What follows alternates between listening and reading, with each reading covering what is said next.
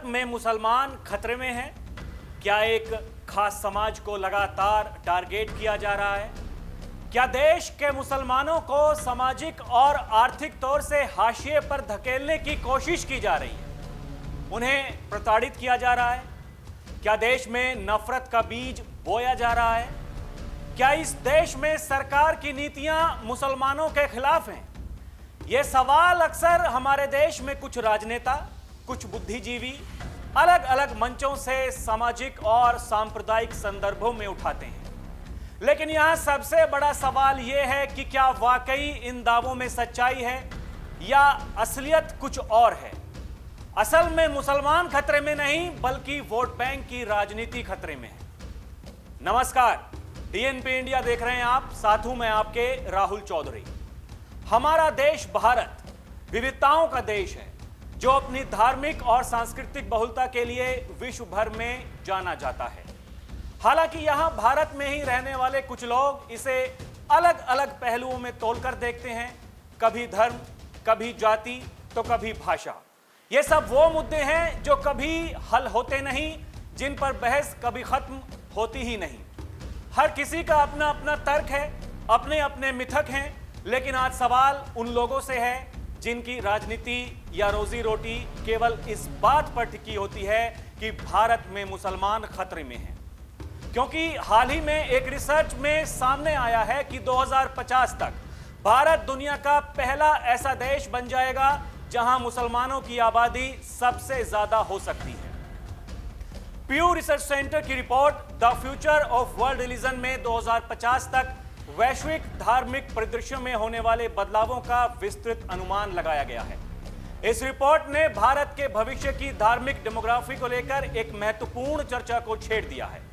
इस रिपोर्ट के अनुसार 2050 तक भारत दुनिया का ऐसा देश बन जाएगा जहां मुसलमानों की आबादी सबसे अधिक हो सकती है। अब यह आंकड़ा कई लोगों के मन में यह सवाल भी पैदा कर रहा है कि आखिर इस बदलाव का हिंदुओं की स्थिति पर क्या प्रभाव पड़ेगा। तो चलिए इस रिपोर्ट के निष्कर्षों को समझने की कोशिश करते हैं। यह रिपोर्ट बताती है कि 2050 तक भारत में मुसलमानों की संख्या लगभग 31 करोड़ तक पहुंच सकती है, जिससे भारत इंडोनेशिया को पीछे छोड़कर दुनिया में सबसे बड़ी मुस्लिम आबादी वाला देश बन जाएगा। देश में मुस्लिम आबादी की इस वृद्धि का मुख्य कारण उच्च प्रजनन दर बताया गया है। रिपोर्ट के अनुसार 2050 तक भारत में हिंदुओं की आबादी लगभग 1.3 अरब से 1.4 अरब तक पहुंच सकती है। हालांकि कुल आबादी में हिंदुओं का प्रतिशत 2010 के 80% से घटकर 2020 में 79% और 2050 तक लगभग 79% के आसपास स्थिर रहने का अनुमान है। इसका मतलब है कि हिंदू अभी भी देश में बहुसंख्यक बने रहेंगे, लेकिन उनकी प्रतिशत हिस्सेदारी में मामूली गिरावट आ सकती है। अगर वैश्विक स्तर पर बात करें तो मुस्लिम समुदाय 2010 से 2020 के बीच सबसे तेजी से बढ़ने वाला धार्मिक समूह बनकर उभरा है और 2050 तक ईसाई और मुस्लिम आबादी लगभग बराबर होने का अनुमान है।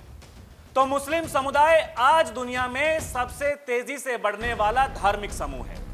दूसरी तरफ ईसाई धर्म, जो दुनिया का सबसे बड़ा धार्मिक समूह है, वैश्विक हिस्सेदारी के बावजूद इस धर्म में गिरावट देखी जा रही है। जो आंकड़े सामने आ रहे हैं वे बहुत कुछ बयां करते हैं।